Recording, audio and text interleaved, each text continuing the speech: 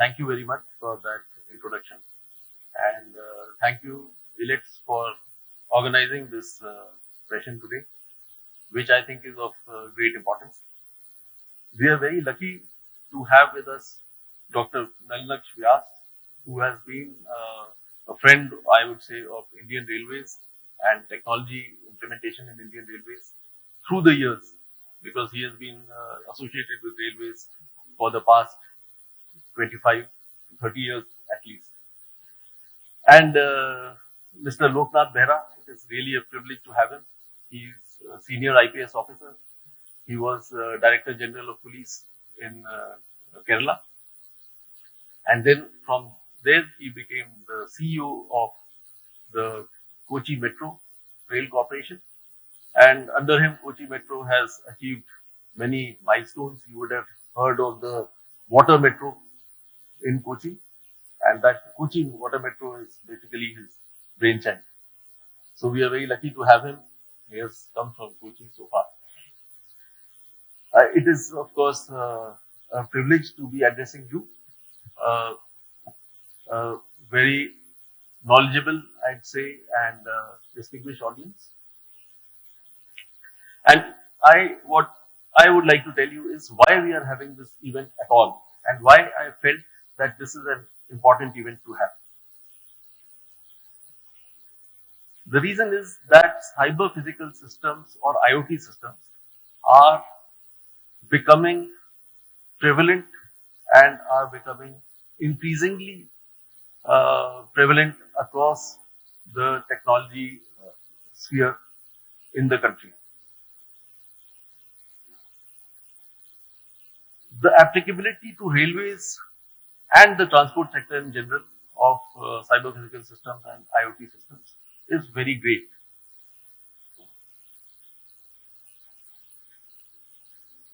So today's conclave is focused on the applicability and implementation in the various functional areas of Indian Railways, and these areas are quite diverse.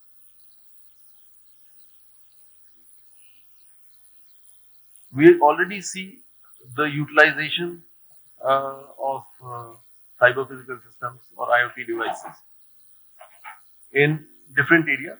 For example, SCADA systems, in-motion way bridges already in use, track recording cars have been in use for so many years, data loggers, OMRS, RTIS, they are all examples of cyber physical systems, or what we commonly know as IoT systems, Internet of Things. But what we see is that there is no synergy amongst the implementations in the railways in general and even in the transportation sector. So the need is to have a synergy amongst the implementations. What is different in these? I mean, why are we looking at cyber physical systems differently from our normal IT system? The reason is that there is a component of real-time operation in cyber physical systems. So you have to have an understanding of real-time operating systems. You have to have an understanding of data flows which move in near real time.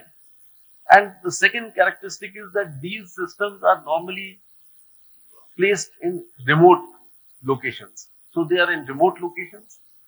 They are normally unmanned, and that is the beauty of having cyber physical systems in any case, because there is a certain degree of autonomy in these systems. They are autonomous systems. They are meant to be unmanned. They may very often be in harsh platforms, in harsh environments. They may not have access to power in many cases, so they were dependent on batteries. They may not have access to reliable networks in some cases, so you have these low power, wide area networks. So these characteristics of cyber physical systems make them specially complex. Now, what is happening today that we see is that we are taking up individual solutions. For example, SCADA systems in one division, independent of SCADA systems somewhere in another division. For security reasons, we may be air gapping. SCADA systems are all air gaps. SCADA systems are used for managing the TRD, the power that goes from traction power, the power that drives trains. So there is a security element there, and therefore we keep them separate. But for how long can we keep these systems independent of each other, isolated from each other?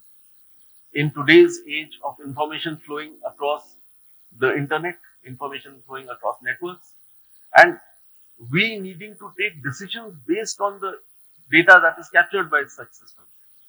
So we want to capture information at source, and we want to analyze that information, so it has to necessarily move through a network. If we implement these systems independently, then it is a mammoth task. Each system, imagine you want to run a Rajdhani service from Delhi to Mumbai, you lay a separate track, have a separate signaling system.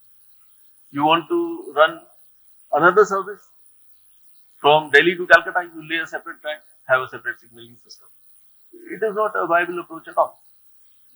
Similarly, if I want to have a set of devices on the rail side which are tracking the condition of my rolling stock, if I build a separate system, have a separate network, have a separate computing ecosystem for it, and then I want to measure the condition of my track, and there I put a separate set of servers, a separate set of sensors, I pick up that information, have a separate network. It will be very difficult to manage. Very soon you will be swamped, and you will have individual network devices, you will have individual network segments. Last mile will be a problem. Where you will do your computing will be an issue. So this is not viable in the long term. So in the long run, you need to have synergy amongst all these systems, and that is the reason why we have today's session. It is supposed to be a small beginning to try to see where commonalities can emerge, where standards can be set, where synergies can be brought in the railways, IoT systems, cyber physical systems in the railways, and even across the transportation sector.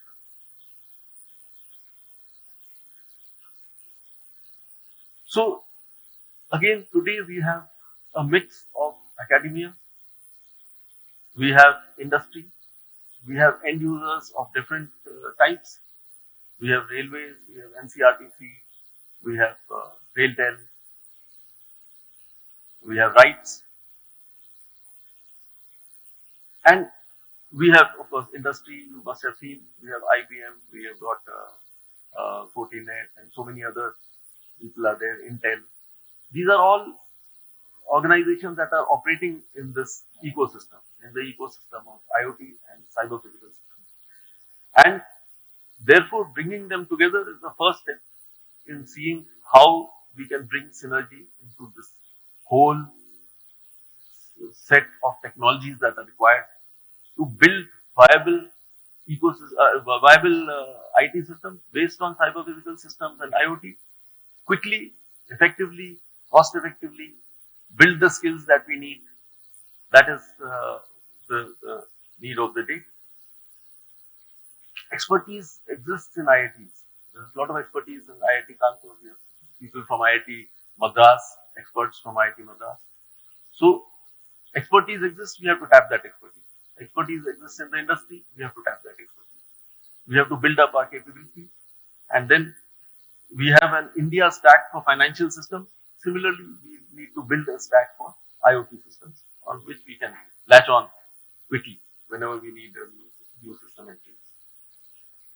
So that was the purpose of this whole exercise, and we have a distinguished set of speakers in this session and in further sessions also.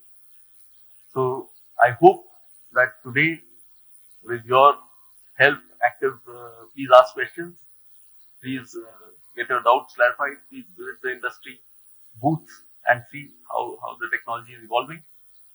And I hope that this will be the first step in moving towards IoT and cyber physical systems ecosystem within railways and the transportation sector.